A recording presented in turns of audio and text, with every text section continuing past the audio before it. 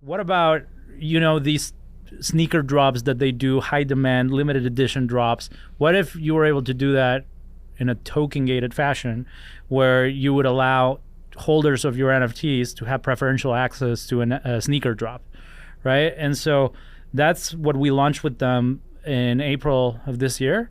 And it was super successful. It seems like people loved the experience and it was seamless. And the way it works is you first link your wallets, and a lot of people already had done this. You link your wallets where you hold your Adidas NFTs to the Tokenproof app, and then you can link that with the Confirmed app, which is the app that Adidas uses to do these limited edition sneaker drops. Hi, everyone. I'm Rachel Wolfson, the host and founder of Web3 Deep Dive Podcast.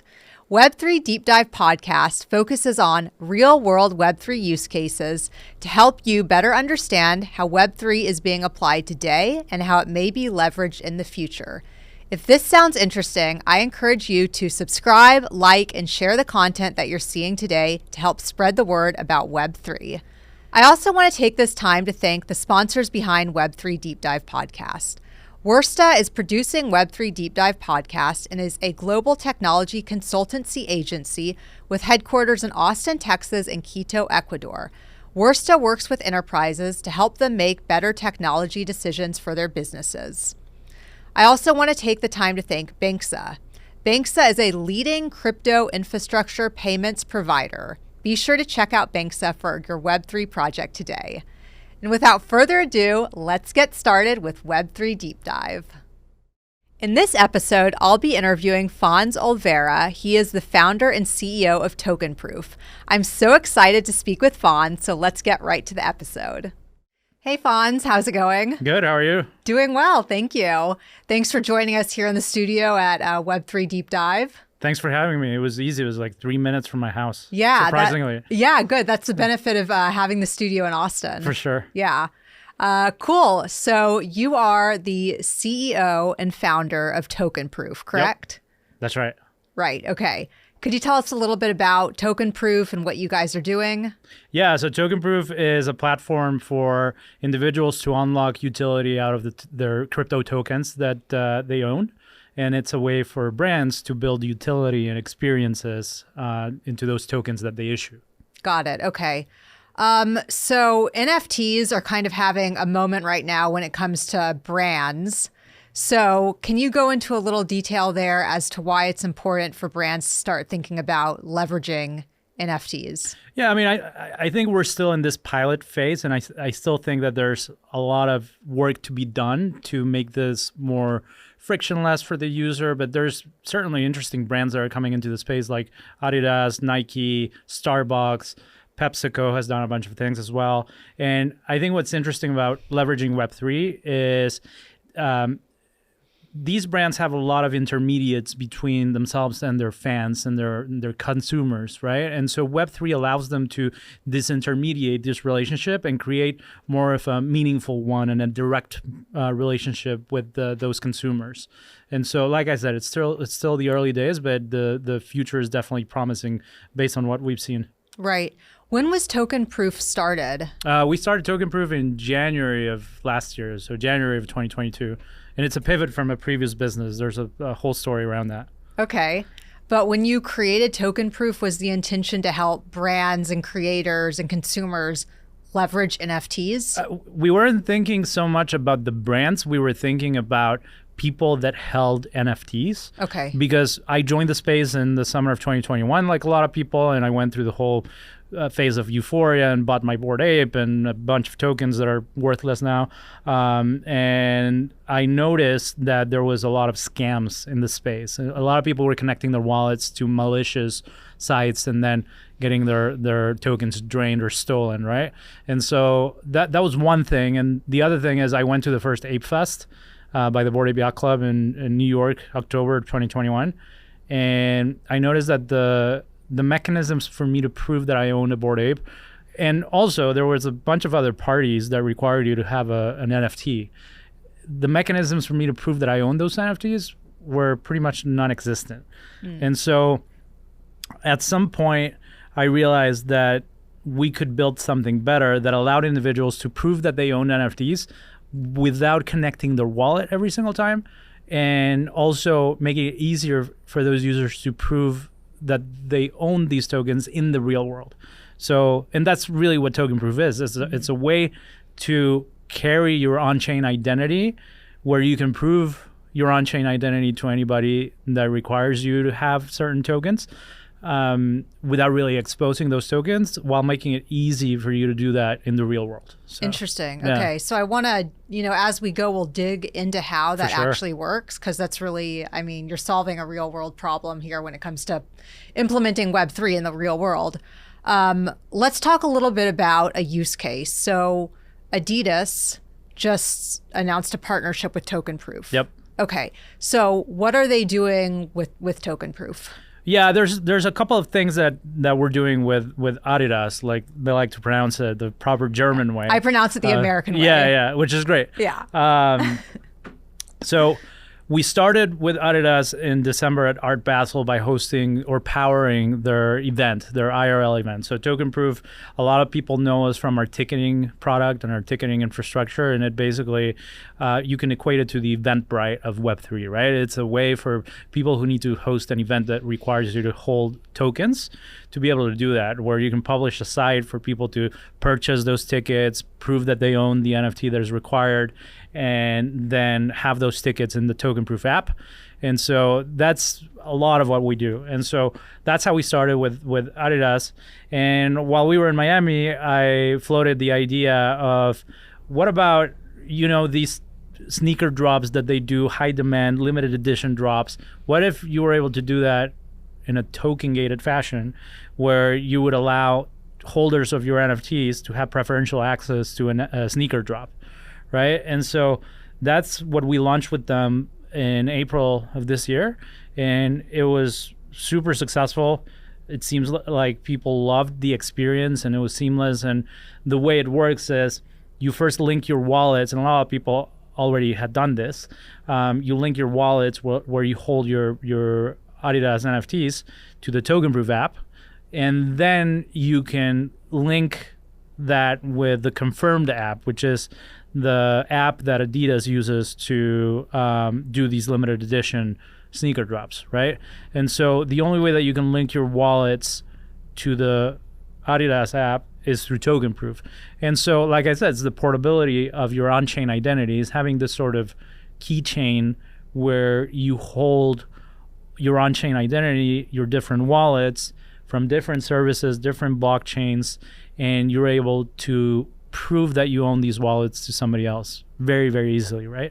And so in this case, it was linking one of those wallets or multiple wallets with the Adidas app so that you would have access to this limited edition sneaker drop, where they use their ape that they bought, and they named Indigo Hertz, and that's how they branded that particular collection. It wasn't only sneakers, it was a hoodie, it was a whole product drop. And I'm sure that in the future we'll be doing more of those. And one of the interesting benefits is that a lot of times, and people that are in the sneaker collectibles world know this, is that a lot of the times the product doesn't go to the actual fans, it goes to bots and resellers. This happens in the ticketing industry. I mean, you've heard about the Taylor Swift controversy around Ticketmaster and not being able to get the tickets that should have gone to their fans.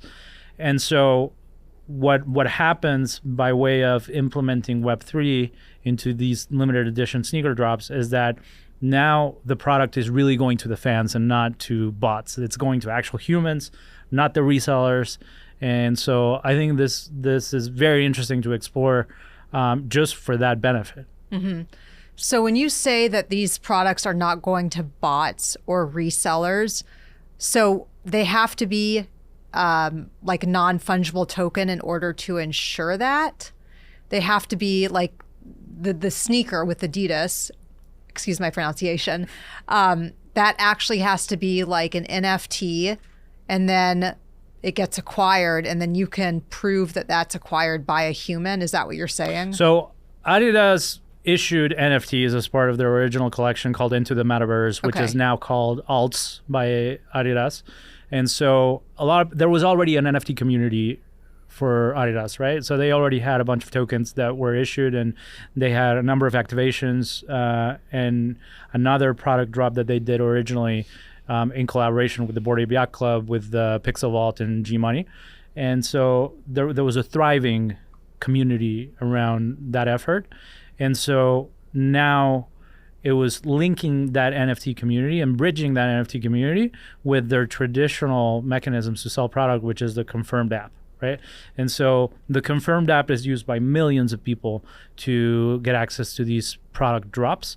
But what we did was the first ever token gated drop, so that these holders in the community would get preferential access before anybody else by linking their wallet. And so to a reseller, to a bot, this would have been extremely difficult, because first they need to have the NFT to participate. They need to link the wallet to Tokenproof. They need to use Tokenproof to link the wallet with the Confirmed app. And with Tokenproof, you must have a human operating that app, right? When you want to access one of these sneaker drops.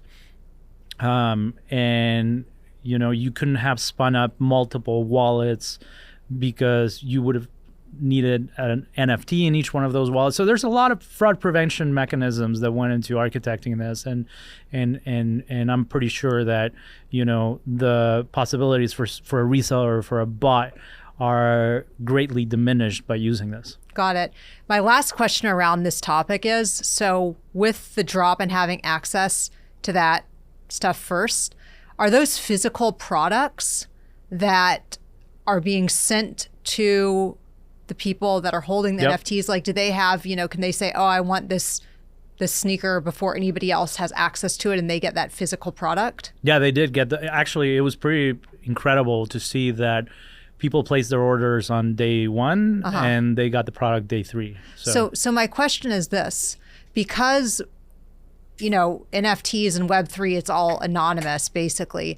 How did you ensure that the users got their physical merchandise? If I don't know if they're just providing you with a wallet address, or if they're giving you actual addresses where things can be sent to their homes. Yeah, I mean, they're not giving Tokenproof their details, their shipping information, right? Got it. But they're giving Adidas their shipping information. And, I think this whole thing about anonymity is very valid, but it's only a subset of the population that we see in Web3 that really cares about being anonymous. And, there's going to be use cases where that's very important.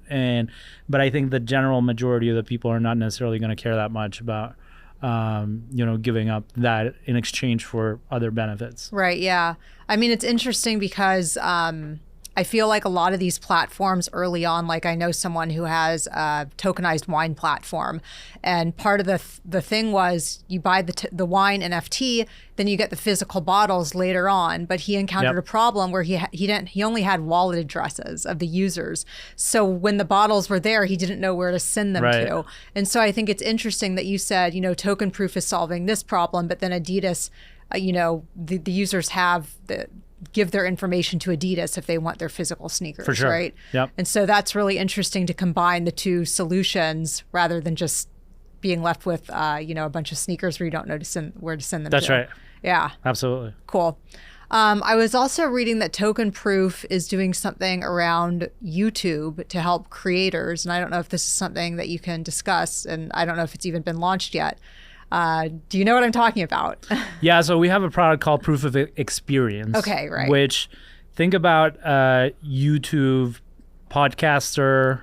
So let's say that you as a creator of the podcast want to put a QR code. So you can put a QR code on the video, and then we can time gate it so that it's only scannable within the first, 6 hours of it being uploaded.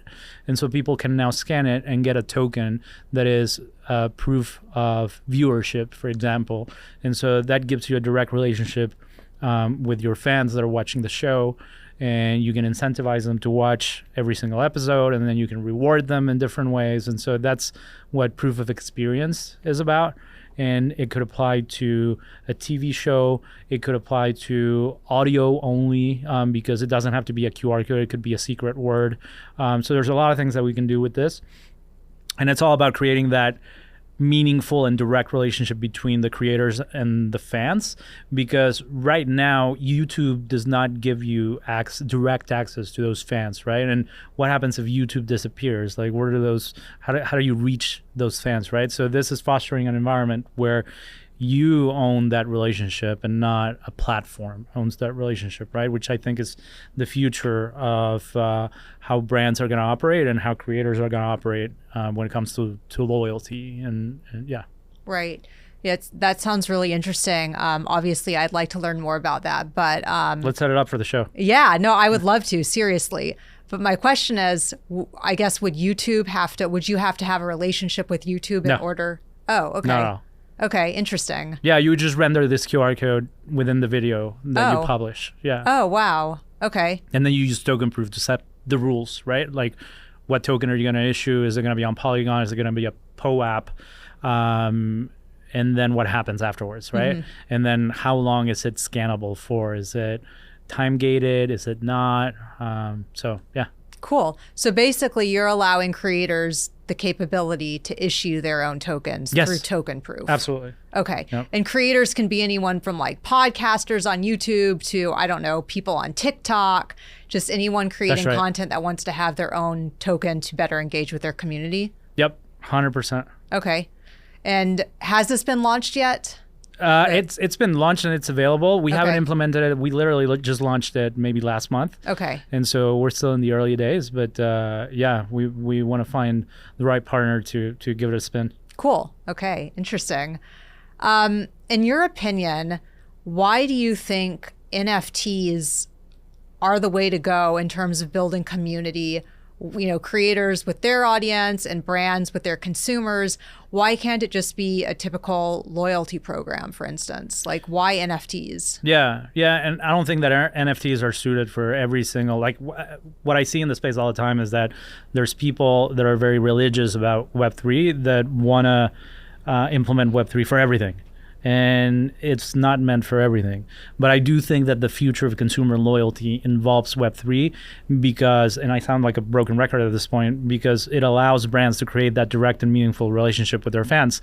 Because now that I have an Adidas NFT and that I'm being rewarded for participating with the brand in many different ways, then I feel like I have ownership and I have a little bit of equity in the brand, and there's this emotional connection that is important versus just having I don't know, thousands of miles in my United Airlines account. It's different because this thing is sitting in my digital wallet. It's more tangible than my airline miles, and I can also monetize them if I want, right? So if I participate a lot with the brand, let's say that I'm participating with Starbucks Odyssey, every single time that they have something that can be activated, whether it's learning about the brand through educational videos or answering a trivia and getting those Starbucks stamps, I can sell those stamps. No, I mean, this was not possible before. And so I think having that piece of ownership changes the game, but also for a brand, especially the interoperability aspect of it and the openness of the blockchain opens a whole new arena for them to target new consumers. And what I really mean by that is that Nike is also in Web3. And so Nike could offer something to holders of the Adidas tokens, right? I mean, that's very interesting. And so now there's a new way of acquiring users by seeing what brands that user is participating with and what tokens from other brands that user owns to target them and segment them. So the blockchain suddenly becomes this huge open CRM that brands can leverage. That is super interesting. It's not something that could be done when everything is done in isolation. Yeah, definitely. That is interesting. That's a good use case, and we'll probably see that unfold moving forward. But right now, I think we're still in the experimental phases. which kind of leads me to my next question. Has it been challenging or easy to get brands on board with Tokenproof? Are they like super excited about this? Aloe Yoga, and I just interviewed Angelique. They're also really love her. Yeah, she's great, and they're doing a lot with Web3. So I think some brands are really excited about it, but I just want to get your opinion on it. Is it challenging to convince brands to leverage Web3 platforms? It's probably the most challenging it's ever been. So for crypto native brands like the Bored Ape Yacht Club and Proof Collective and Doodles, it's easy because they are crypto native, right? They were born out of this space, and their consumers are usually, and their holders are usually crypto native as well. With traditional brands, there's a number of challenges. One of them is that the user really doesn't know how to transact in Web3. And so asking them to open up a Web3 wallet and protecting their seed phrase and, getting them to understand that the blockchain is open and that everything you do in the blockchain is pretty much irreversible. So if you're not careful, you're, out of luck. There's no technical support line.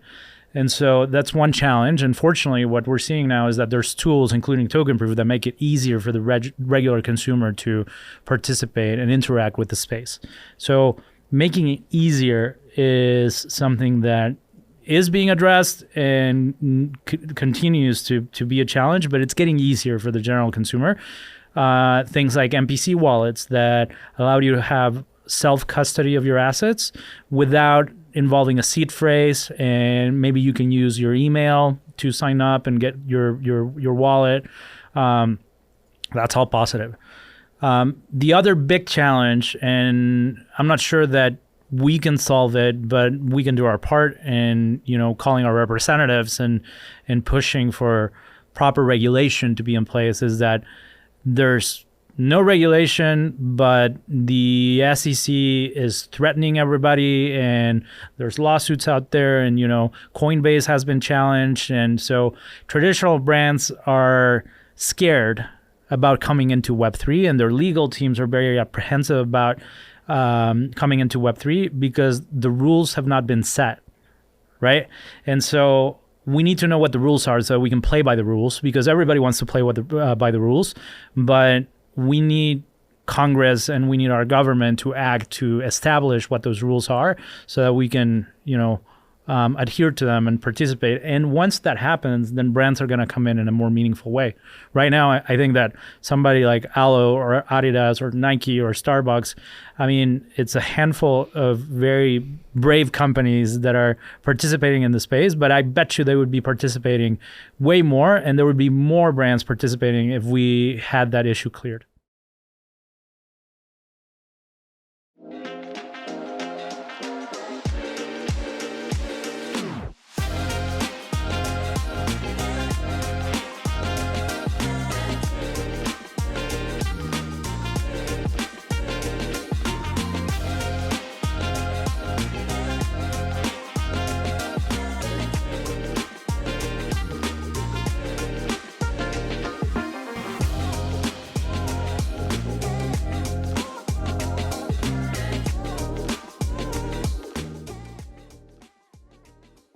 Yeah, definitely. Because like you mentioned, there's so much potential because of blockchain technology and the openness of it and what can be done with interoperability. So yeah, but I also think it's interesting is like the language. I don't know if Adidas considers, those as NFTs or digital assets or proof of ownership. Like, I don't know what they're actually calling them. Do they call them NFTs? Yeah, Adidas is very crypto native in that way, Okay. and that it's an NFT. Most of the people interacting are crypto native, and they are transacting with their MetaMask or Trust Wallet or their Ledger, and so I think that's positive. I think that when they want to start approaching the non-crypto natives, and I think that will happen, it needs to get easier, right? And we see a trend of NFTs now being called digital collectibles. I'm all for it. It's not like you visit a website and you go, oh, I'm using HTTP. Like nobody calls it that, Right. even though that's what it is, right? Right. Yeah. Yeah. I think Aloe says digital collectibles. Yeah. Yeah, it's interesting because I was so excited for this Aloe NFT thing with Mental Health Awareness Day, where you go into the shop and buy something and get your affirmation. It's an NFT and it goes into the MoonPay wallet and all of this. So I went to the Aloe store on South Congress and I bought something just so I could get this NFT thing and see the experience. And I went up to the register and I was so excited. I said, "Oh, do I get my NFT?" And the girl was like, "What? NFT?" She had no idea what I was talking about. And she's like, "Oh yeah, you scan this and then you get an email and it gives you an affirmation." But she, and so there is this need for education. For sure. Because I think a lot of these non-crypto natives, you go into the store talking about NFTs and they're like, "What?" 100%. They don't know what you're talking about. There's a lot of education that still needs to happen as to what this is, this, and sometimes some of us that are deep into this world, it's second nature, but I think it's always refreshing to teach this.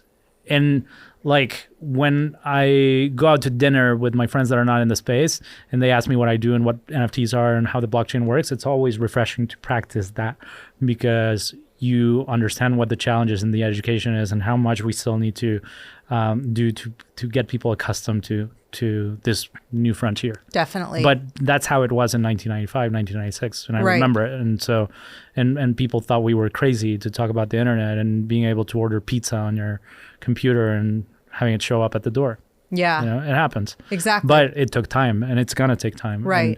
And I think patience is going to be key for a lot of these brands and for us consumers. Definitely. So I want to shift gears a bit, because I know that Tokenproof was leveraged during NFTNYC. Yeah. Was it this year or last year or both years? Both. Okay. That's awesome. Yeah. Congrats. Thank you. Let's talk about NFT for ticketing. Yeah. NFTs for ticketing. So tell us a little bit about how Tokenproof was leveraged at NFTNYC and what problems were solved there by having NFT tickets. Yeah, I mean, a lot of these people and a lot of these brands, crypto native brands like the Bored Ape Yacht Club and others in 2021, they were using clunky mechanisms because really there wasn't anything like Tokenproof, so that somebody could show up with a QR code to prove that they own an NFT in order to get into these parties and events and activations.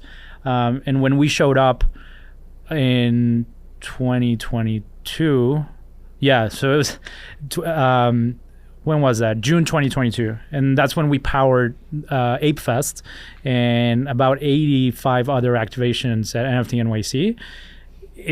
That was our big coming out party, because suddenly there was this easy mechanism for people to get into these parties and hold their tickets to the events and claim the tickets to the events and activations. And so I think we really changed the game when it came to token gated experiences in the real world, and we're the de facto leader in the space for doing that.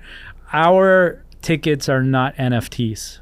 I want to make that clear, because a lot of people think that our tickets are tradable in the blockchain and that they sit on the blockchain. Our tickets up until now are not proper NFTs. They are off-chain, right? But in order to get a ticket to one of these activations, you need to have a token in your wallet.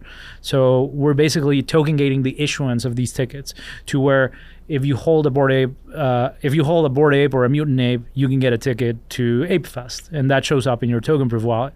And then you can show up at the gate and show this animated QR code that rotates and changes every 10 seconds.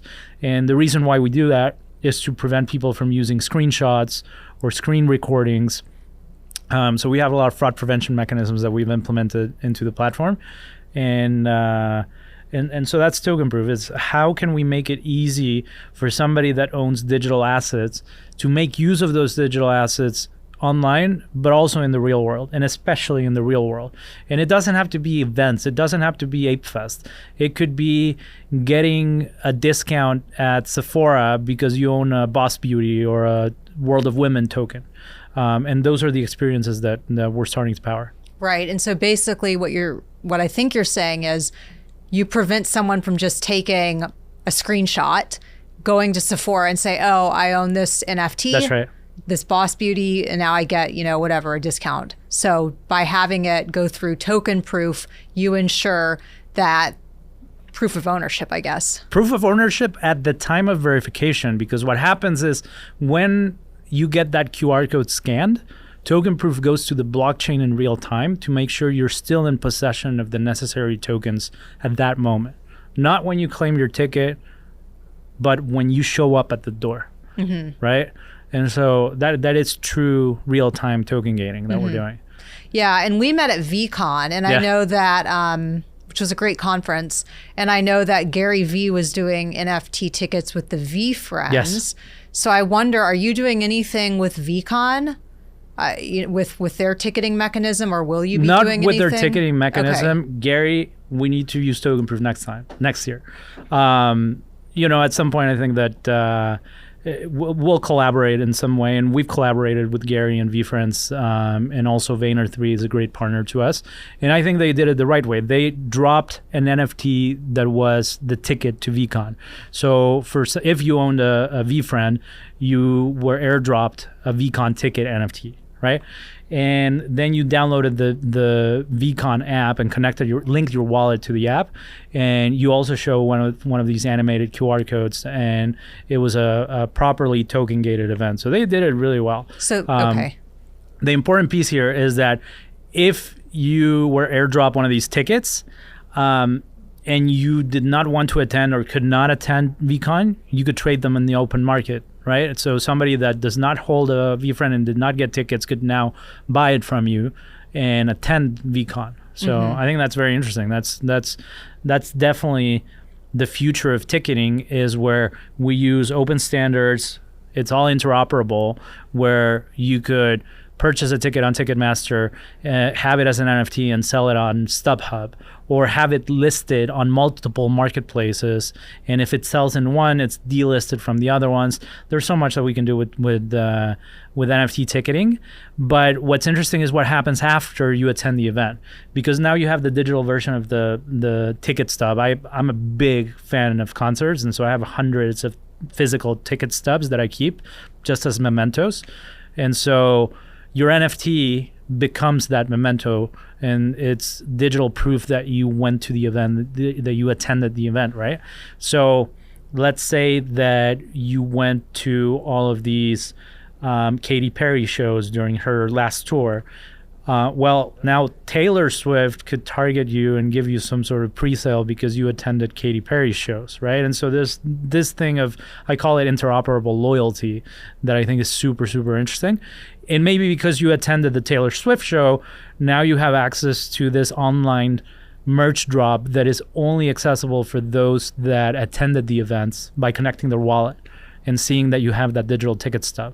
I mean, I think there's such a compelling case for somebody to implement this, and I hope it's Ticketmaster. But what's important is that it has to be open, it has to be interoperable, so that you can have multiple stakeholders and multiple players read and interact with those tokens that you hold in your wallet. And when you say wallet, so is Tokenproof just the technology that's enabling all of this, or is there a wallet?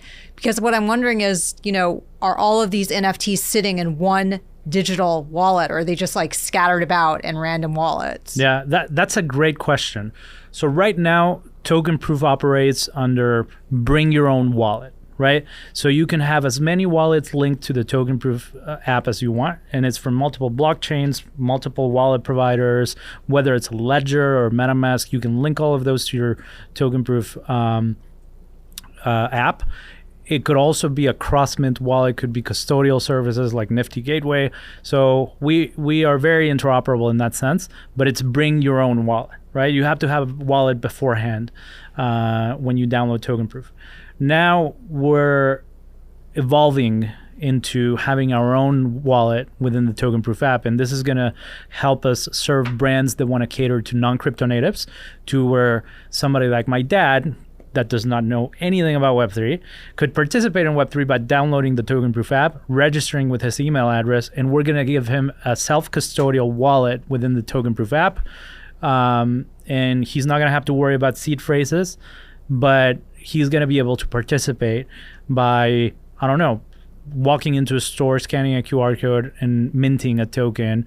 Or maybe you'll have the proof of experience concept implemented into the podcast, and he'll be able to scan that QR code and get that proof of viewership minted into his wallet and start participating in interesting ways in Web3. So we will have our own wallet within the Tokenproof app pretty soon.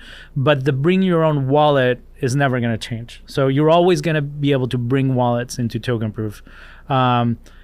There's challenges that I see, true challenges, and I see very few people talking about this challenge right now when it comes to Starbucks. You sign up with Starbucks and they give you a wallet. Nike, you sign up with Nike and they give you a wallet. So now your on-chain identity is starting to be fragmented and segregated into multiple wallets, right? And so for somebody that wants to, for a marketer that wants to target certain populations or segments of those populations, it's becoming increasingly hard because all they see is wallet addresses with tokens. But how do I know if it's the same user that is holding all of those wallets, right? So Tokenproof acts as an aggregator or a keychain where you can have as many wallets as you have. And then a marketer on the other side could say, hey, let's send a personalized offer because we now support airdropping coupons and offers into users through the Tokenproof app. Let's target somebody that owns both a Starbucks NFT and a Nike NFT, but also a Bored Ape, right? And so now we can target that user even though those tokens sit on different wallets. And so having this way of aggregating users' wallets while also being consent forward, privacy forward, is very important to us. And I think this opens up a lot of possibilities. We could even become some sort of ad platform in the future where marketers and brands can target certain segments of the population, right? And for users to be able to aggregate their on-chain identity in an easy way versus having to deal with all of these multiple wallets and identities. Definitely. Micro identities, I call them. Yeah, there's a lot of potential there. You made a lot of important points. I do think that the whole self-custody and just not having people have to worry about a seed phrase is important. And actually, it kind of brings me to I just wrote about this, about the Ledger Recover. Yeah. You know, I agree with Pascal, the CEO of Ledger, that in order to bring on the next 100 million users to the crypto space, you need an easier way for them to manage their assets. And so I think by having a solution where a user doesn't have to remember a 24-word seed phrase is needed. And so I think that in order to do everything you kind of just said, that's a really important aspect, is just making it easier for people to know that their assets are safe, but without having to do what we traditionally do now in the crypto space. Yeah, I mean, self-custody is super important, and it's most important to us crypto natives that grew with that, idea of decentralization and making sure we have control of our digital assets that we own. Because, I mean, it's really not your keys, not your coins, right? Not your assets. And so I think Ledger is targeting the non-crypto natives with the Recover product, and it's great. And they very transparently have said this is not for everybody. You know, if you have more than $50,000 worth of digital assets, this is probably not going to be for you. But it does help in onboarding the masses by giving them a more seamless way without having to write this 24-word seed phrase in a piece of paper and then storing it in a vault or in several places. Or I mean, there's friction, and that's what I mentioned earlier. There's tools that are coming out that are making it easier for regular folks to transact and interact in Web3. I think seed phrases are going to become a thing of the past anyway, whether it's through Ledger or not.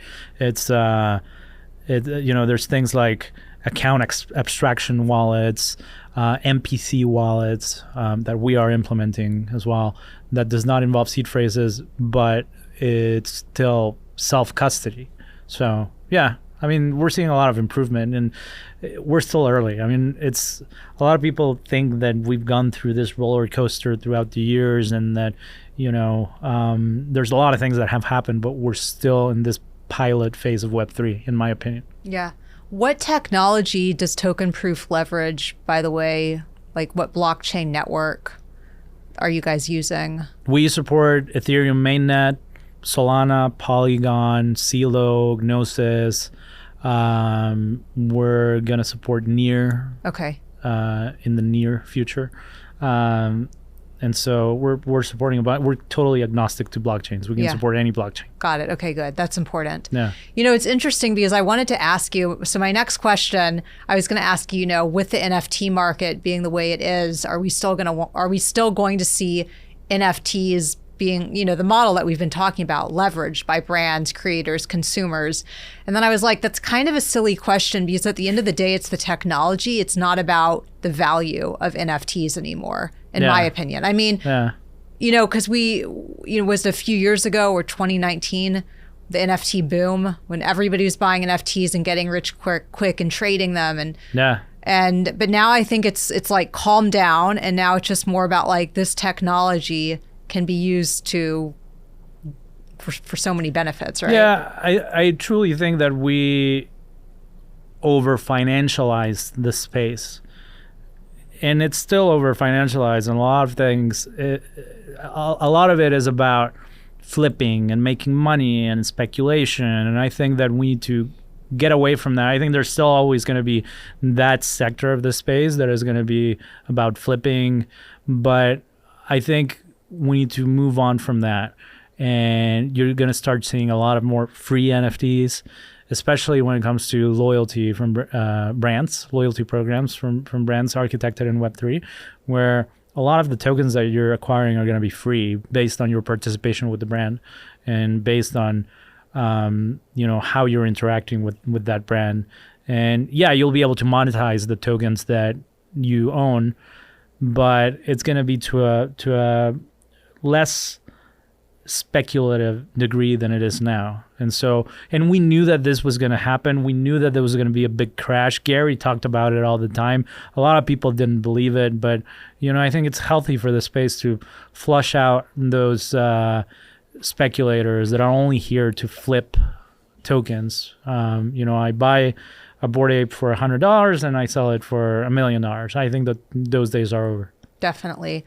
Although my one concern would be, and I agree, I think those days are over for sure. And we're even seeing that with the events the events I've been going to, you can see that it's a lot less scammy. Yeah. But with people being able to, and I guess people have always been able to create their own tokens, right? Yeah. But with Tokenproof, I wonder if we're going to start seeing more creators, like maybe I'll create a Web3 deep dive token or a Rachel token.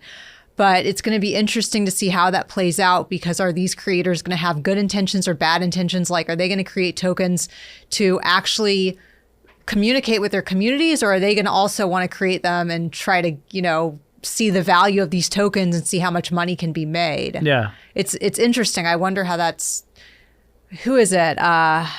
Ben, what's his name? Ben Darith. Yeah. Thank you. Yeah, Ben Darith. Yeah. And, I'm not going to express any opinions on this whatsoever. Oh, I will. Go for it. I would love you to, because I just, I guess the only thing is I don't know why he has created his own token. I mean, maybe it will be useful for the community. Yeah, who knows? The beauty of the blockchain is that anything can happen. And that's truly the beauty. And technology can always be used for good intentions or bad intentions or objectives. And so, I think it's absolutely stupid to send money to an Ethereum wallet.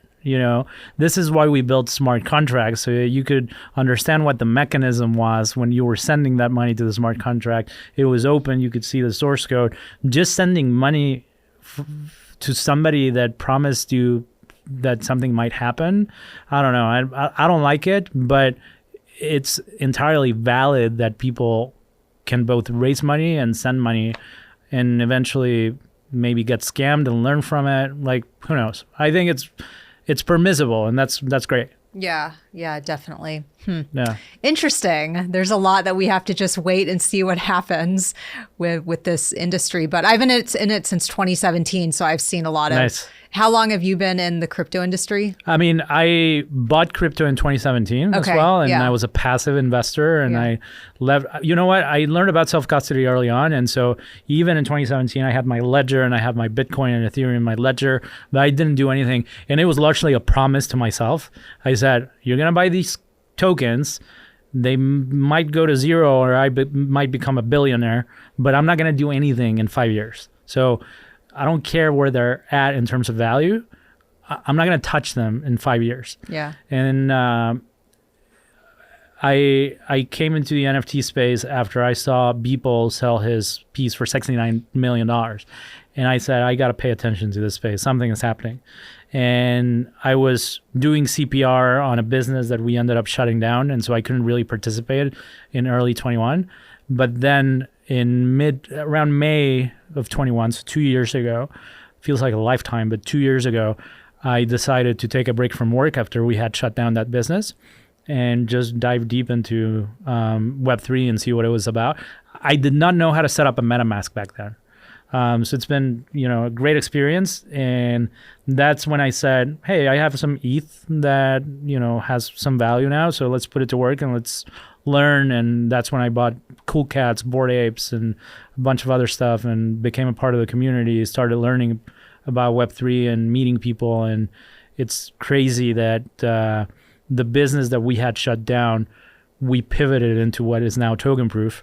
And, the Bored Apes were and still are like my favorite rock band, right? Like the equivalent to that. And so powering Ape Fest in 2022 after attending the first one as a fan was awesome. So that's been sort of my journey. Yeah. I like that. With my journey as well, in terms of crypto, I feel like you really learn about it once it's like becomes a hands-on experience. So for me, getting paid in Bitcoin in 2019, and I had to accept it because that was the only form of payment. And I was hesitant because I didn't want to have to deal with self-custody and keeping it safe and this and that. But you learn a lot, and you learn how to deal with it when you have to, I guess. Yep.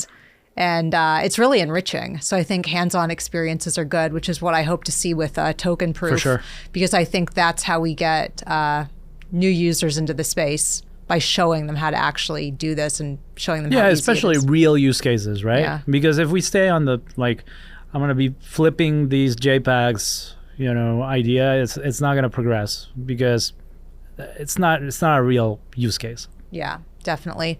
We're going to wrap things up a bit. So do you have any final thoughts, anything that we didn't cover already that you just want to mention? No, just follow me on Twitter at FonzGM and follow Tokenproof at Tokenproof. And please reach out if you want to collaborate or if you need anything from us. And, we're going to do our part to onboard the next 100 million users into Web3 and making it easier for both individuals and brands to do cool stuff in this space. Yeah. Nice. Well, I'm excited for Tokenproof. So, Fonz, thank you again for joining us here today in Austin at the Web3 Deep Dive Studio. Thank you for having me. Yeah, thanks. Thanks.